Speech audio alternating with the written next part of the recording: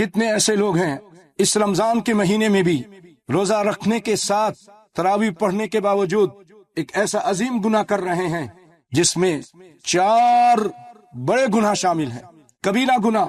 اور یاد رکھیے رمضان سے لے کے رمضان تک انسان کے گناہوں کی معافی ہو جاتی ہے، لیکن شرط یہ ہے اذا اجتنبت الکبائر، جب تک وہ بڑے کبیرہ گناہوں سے بچتا رہے۔ اور پیارے بھائیو، معاف کرنا مجھے، آپ کسی کو شاید برا لگے اور وہ یہ سوچے کہ مجھے نشانہ بنایا ہے شیخ نے، نہیں، میں اصلاح کے لیے، جہنم کے آگ سے بچنے کے لیے کہہ رہا ہوں کہ بھائیو یہ داڑھی کاٹنا، اس کے اندر 4 بڑے گناہ ہیں، 4 عظیم گناہ ہیں، کبیرہ گناہ ہیں۔ جب تک انسان کبیرہ گناہ سے نہیں بچے گا رمضان کے روزے اس کی بخشش کے سبب نہیں بنیں گے۔ توبہ کر کے اٹھے یہاں سے۔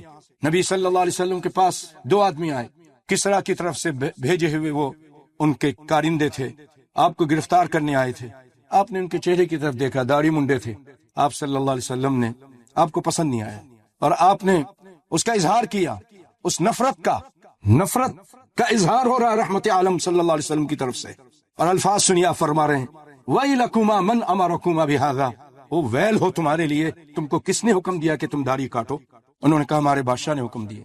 آپ نے فرمایا میرے رب نے تو مجھے یہ حکم دیا ہے کہ میں داڑھی کو رکھوں، داڑھی کو بڑھاؤں۔ آپ فرماتے ہیں آف اللہا ارخلہا، داڑھی چھوڑ دو، نبی کی نافرمانی، اللہ فرما رہے رسول کی اطاعت کرو، اللہ کی نافرمانی۔ آپ نے فرمایا کہ یہ اس میں عورتوں کی مشابہت ہے۔ بھائیو اس طرح کے 4 گناہ ہیں اس کے اندر۔ آپ سوچئے کسی کو پتا ہے کہ کب مرنا ہے؟ ایک لمحے کی گارنٹی نہیں ہے۔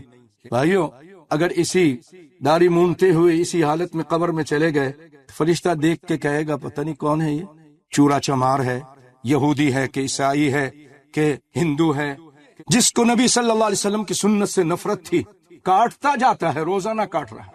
اللہ سے ڈرو بھائی۔ اور بھی جتنے اور گناہ ہے رمضان میں، اس کو کم از کم رمضان میں تو چھوڑ دو، لعلکم تتقون، تاکہ تم متقی بن جاؤ گے۔ پیارے بھائیوں،